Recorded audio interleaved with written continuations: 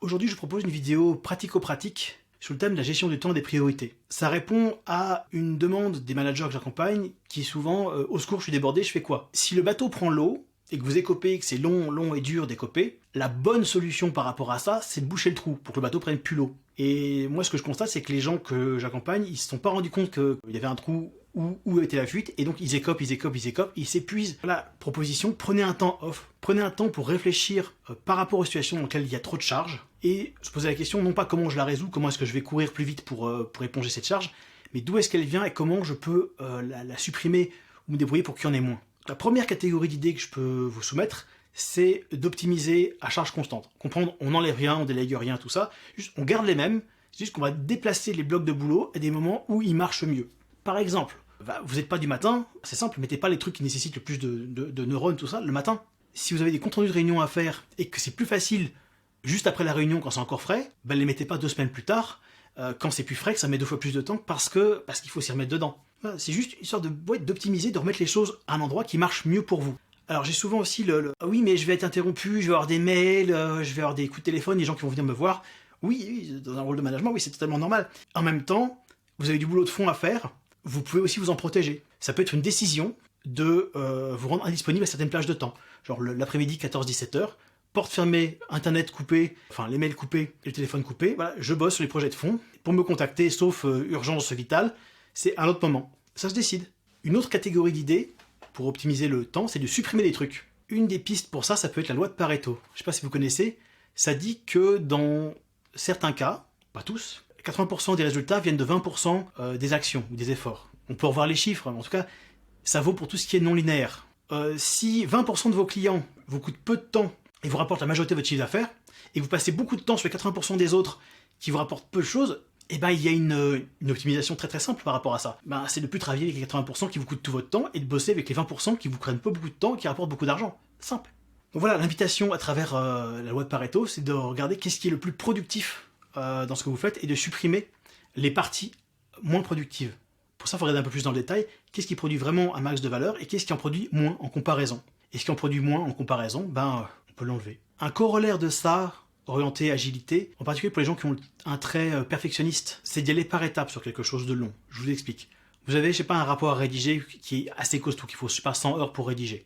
La version standard pour le faire, ça serait de dire je commence à le rédiger, dans 100 heures il est fini, mais entre temps faut pas me déranger et il est pas livrable. Une manière plus agile de le voir, ça serait de dire je fais un brouillon, voilà, en 10 heures j'ai un brouillon, c'est livrable mais c'est moche, et si j'ai 10 heures de plus, je ferai mieux, et je ferai mieux, je ferai mieux. Et comme ça, en fait, quel que soit le temps que vous avez toujours un livrable dont la qualité va augmenter avec le temps. Mais vous ne ferez pas piéger par le fait de devoir finir absolument pour que ce soit livrable. Une autre catégorie d'idées que vous connaissez bien aussi, c'est la délégation. Un boulot qui est fait par quelqu'un d'autre, c'est un boulot qu'on n'a pas à faire. C'est plutôt cool.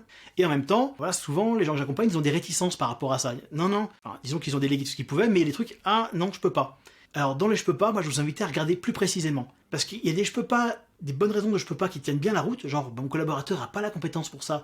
Moi je l'ai, donc du coup, oui, je sais pas comment faire différemment. Ça marche que si c'est moi. Et des fois dans lesquelles les raisons sont un peu plus molles. J'ai accompagné quelqu'un récemment, en fait tout ce qu'elle avait besoin de savoir c'était d'être informée de ce que faisait la personne et pas de faire elle-même.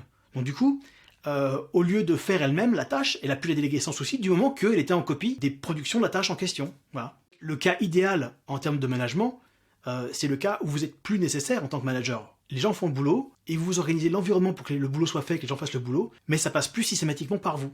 Alors, c'est pas forcément simple, ça, en termes d'ego, c'est-à-dire, je me sens inutile, mais en fait, c'est un énorme succès. C'est d'avoir réussi à organiser les flux, les processus, de manière à ce que vous ne soyez plus indispensable pour ça. Mais vous êtes utile pour organiser les choses de sorte que ça se passe bien, ok, et opérationnellement, sans vous. Dernière catégorie de choses que je peux vous proposer, c'est de ne pas faire ce qui est en dehors de votre giron. Je vous explique. Ça peut être un peu contradictoire par rapport à ce que je dis dans d'autres vidéos où je suis pour la prise d'initiative en entreprise et en même temps, je constate que pas mal de managers s'essoufflent parce qu'ils font des tâches qui sont pas dans leur giron à eux mais qui sont dans celui de leurs collaborateurs, qui font à leur place. Moi, je vous invite vraiment, en tant que manager, à faire un distinguo entre faire à la place d'eux et accompagner, mentorer quelqu'un pour qu'il sache faire de manière autonome. Voilà, j'ai vu suffisamment de gens qui se font avoir. Alors oui, le résultat y est, comprendre, la hiérarchie va être satisfaite parce que le boulot est fait, mais à quel prix? Le prix, c'est que vous travaillez plus, on va vous appeler pendant vos vacances parce qu'un tel sait pas faire le boulot, qui normalement est le sien, mais que d'habitude c'est vous qui faites, donc voilà, on vous appelle. Et aussi, vous privez cette personne d'apprendre à faire son boulot. Vous privez cette personne d'avoir ses responsabilités par rapport à son travail. Bah, c'est pratique. Mais voilà, vous avez créé quelque chose qui passe par vous systématiquement. Donc voilà, je vous rappelle la distinction importante.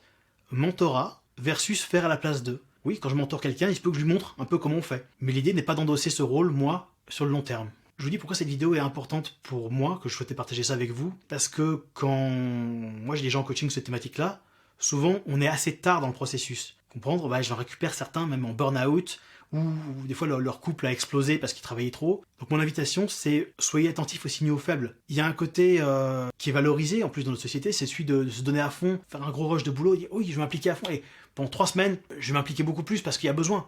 Oui, et en même temps, si ça devient quelque chose de long et récurrent, ça devient permanent. Et donc, d'être en surcharge de travail de manière permanente, ben certains ils laissent des plumes. Et je ne vous le souhaite pas. Donc voilà, je vous souhaite de prendre soin de vous. À bientôt.